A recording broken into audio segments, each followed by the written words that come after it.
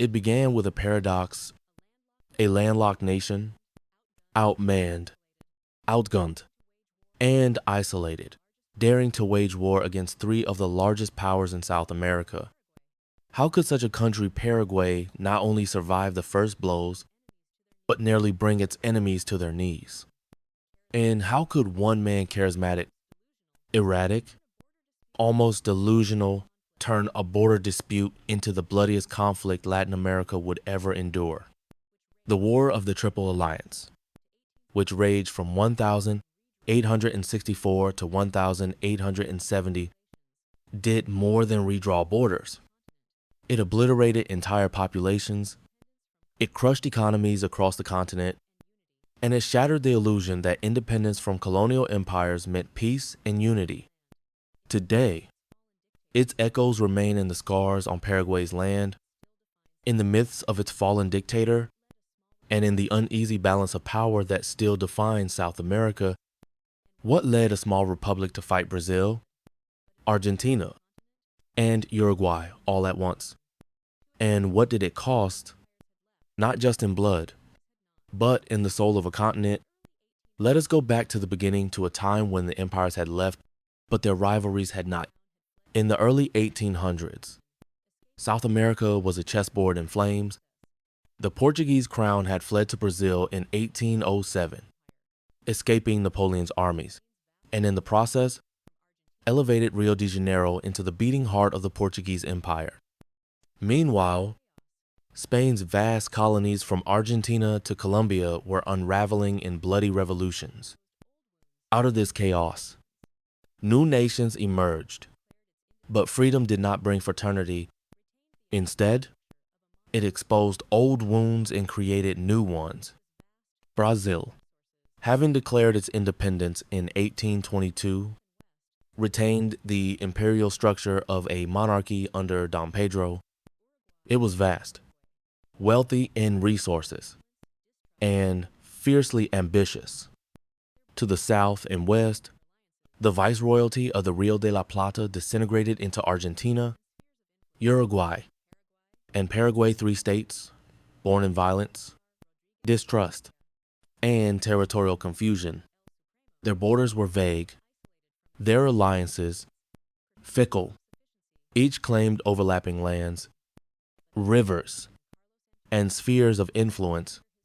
Paraguay, under the long and insular rule of José Gaspar Rodriguez de Francia, a dictator known simply as El Supremo, had remained isolated from his neighbors for decades, pursuing self-sufficiency with near paranoid intensity. But that changed when Carlos Antonio Lopez, and later his son Francisco Solano Lopez, came to power. The younger Lopez, trained in Europe, fluent in French diplomacy, and obsessed with Napoleon, had a vision. Paraguay, he believed, could be the modern military power of the interior. In his eyes, Brazil was a decadent empire, Argentina, a fractured oligarchy, Uruguay, a puppet constantly pulled between factions. He, Francisco Lopez, would bring order through force. He would make Paraguay not only survive, but dominate. The first spark came not from Paraguay, but from Brazil's third intervention in Uruguayan politics. Uruguay, torn between the Colorados and the Blancos, was in crisis. Brazil backed the Colorados. Paraguay backed the Blancos. When Brazil invaded in 1864, Lopez warned them to stop. They didn't. So, in an act of breathtaking escalation, Paraguayan forces boarded a Brazilian steamer near Asunción and declared war. 1 month later, Francisco Solano Lopez, now self-declared Marshal President of Paraguay, ordered an invasion of the Brazilian province of Mato Grosso. But Lopez's ambitions didn't end there. At the heart of the conflict stood one man, Francisco Solano Lopez, son of a president, student of French warfare, admirer of European empires, fancied himself the Napoleon of the New World.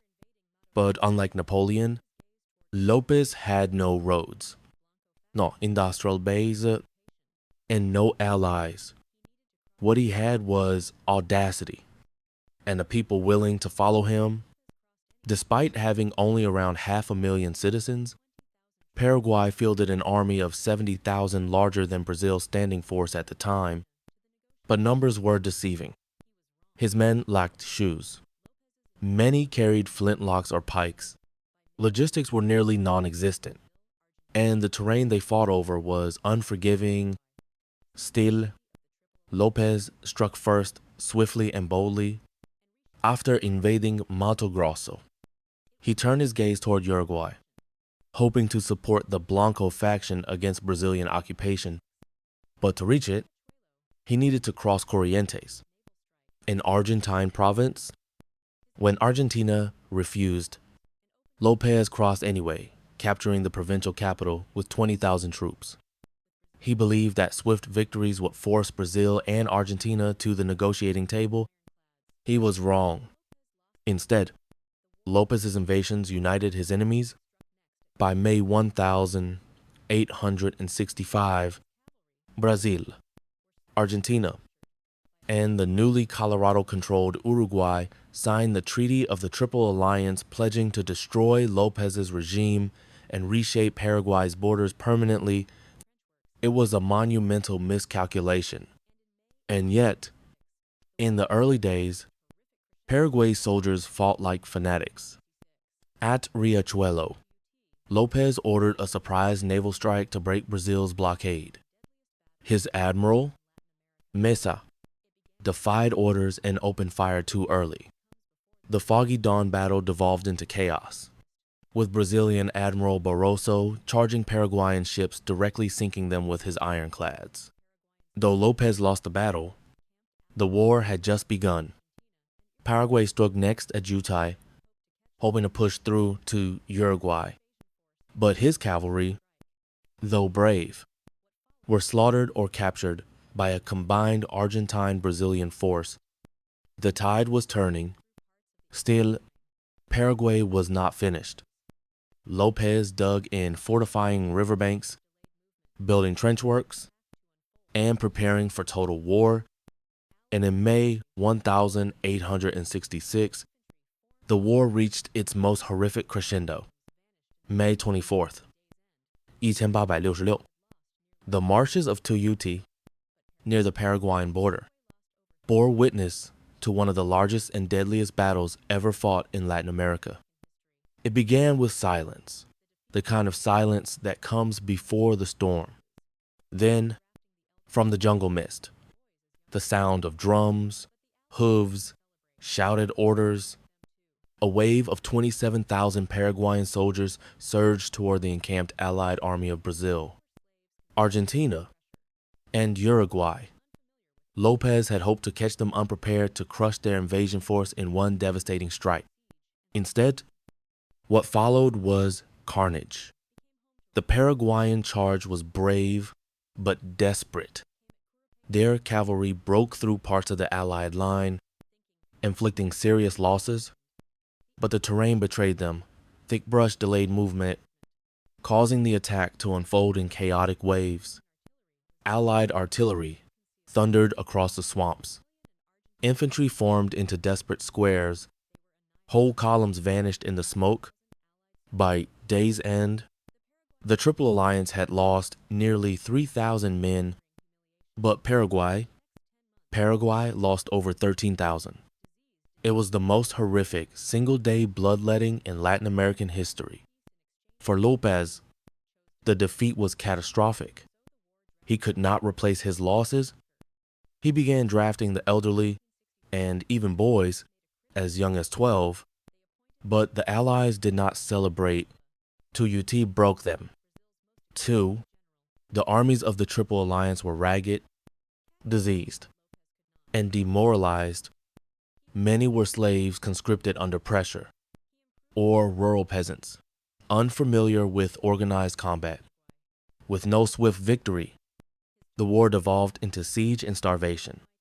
Trenches carved into swamp and jungle became home to rats, julihera, and death. The next great gamble came at Curupati. September 1866, thinking Paraguay's fortifications weakened, the Allies launched a frontal assault following a naval bombardment, but the shelling did little. Paraguayan artillery was dug deep and well concealed. As Brazilian and Argentine troops advanced over mudflats, they were annihilated. Nearly 4,000 Allied soldiers died.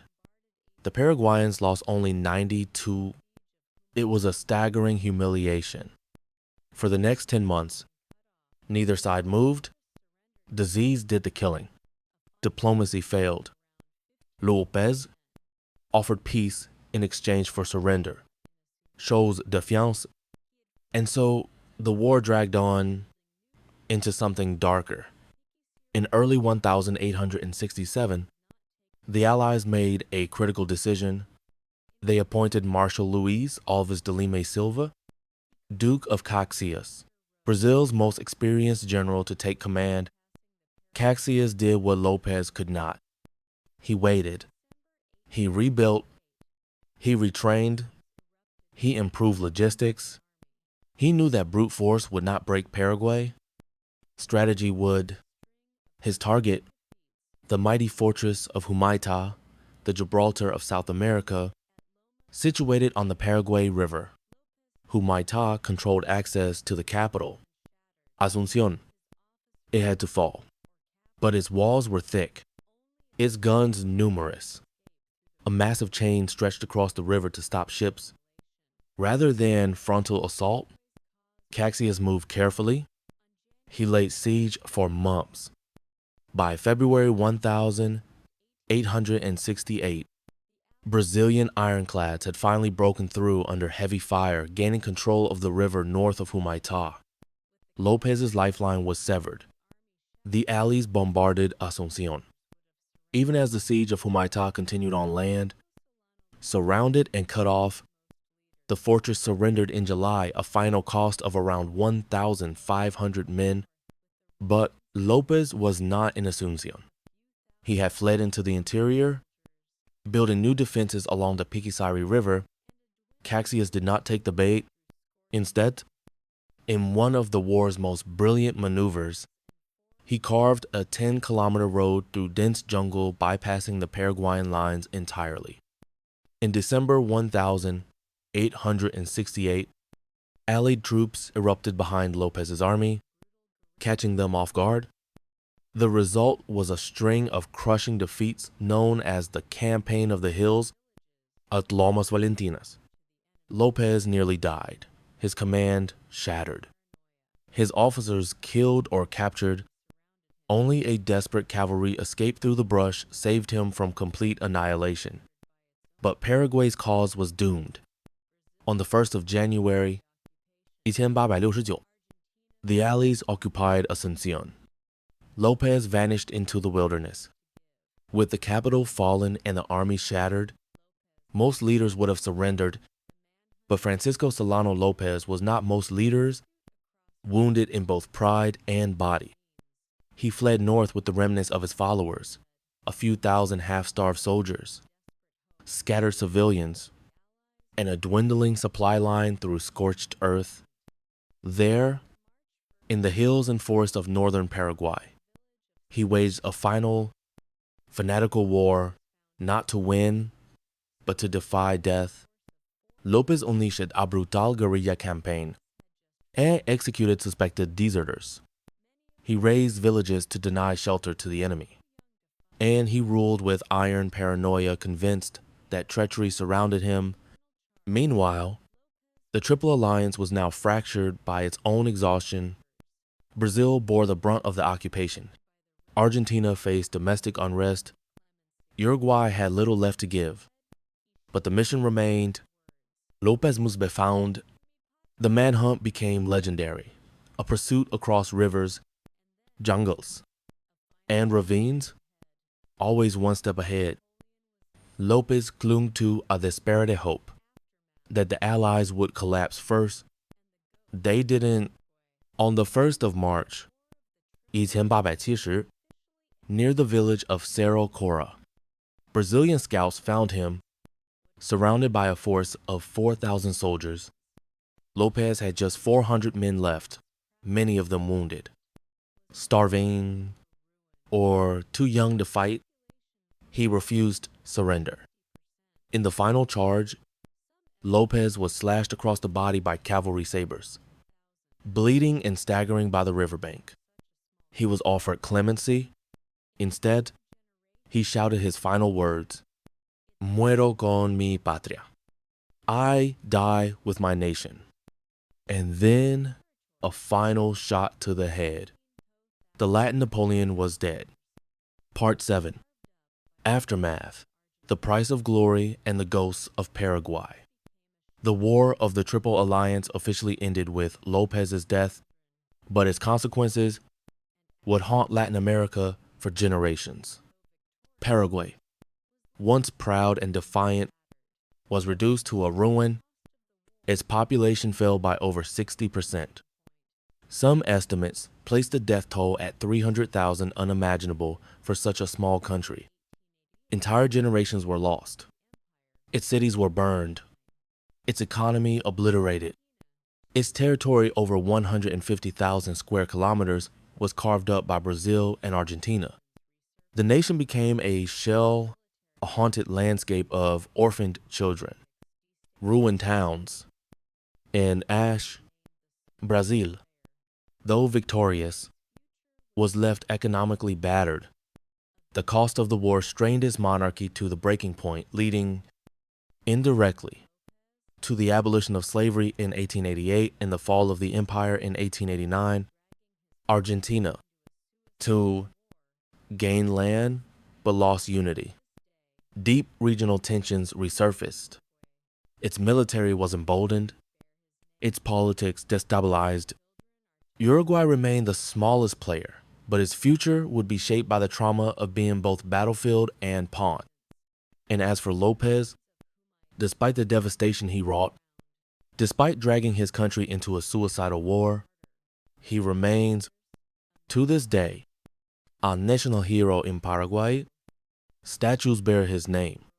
Children are taught his final cry, "I die with my nation," as a symbol of resistance. The ruins of Humaitá are hallowed ground. For some, Lopez hizo mártir. For others, a madman. For most, he is both. He made the world see Paraguay, but at a price so steep, it would take more than a century to begin recovery.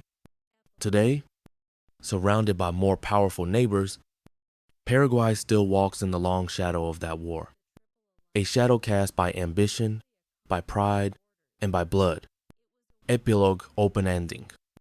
Echoes of empire. The War of the Triple Alliance was not merely a conflict of borders. It was a war of identity, of illusion, of post-colonial ghosts that still stalk Latin America. It asked, what do we become? When empire leaves, and all we inherit is its ambition. Can nations born of war escape war, or are they doomed to repeat the same imperial dreams under a different flag? The jungles where Lopez fell are quiet now, but the silence still carries the echo of his final words, and perhaps it always will. Please like and subscribe to this YouTube channel, and I hope you enjoyed the video.